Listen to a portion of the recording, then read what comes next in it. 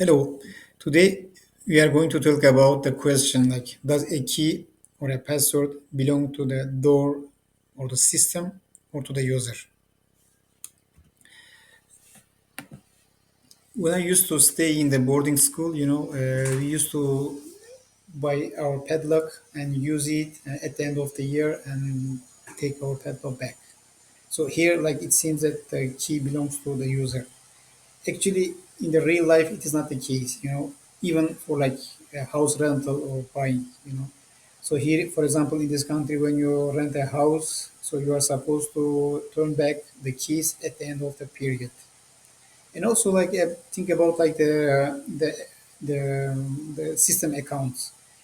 It used to be in the past, like the admins they used to create the account and give you with the credentials. And the fact that today, like when you create a social media account with your username and you define a password, of course the password is, it's hashed in the system.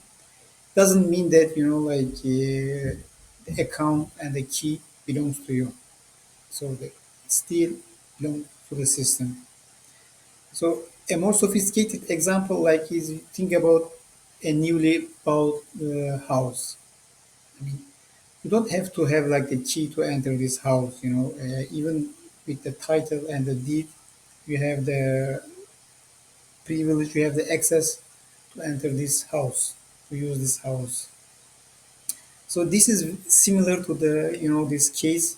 So when you install the MySQL agent, you know the MySQL agent is the root user for the database, like the file. So there is an environment variable. It's called the MySQL root password. So initially, the authentication mechanism is called socket authentication, and you have to define this password in order to, to change this authentication mechanism. So and also you have to define a new user because usually the databases are accessed remotely, so the root cannot access remotely. So this was like a little brief about like does a key belong to the system or to the user. I hope you enjoy it, you find it interesting. Thanks for watching the video.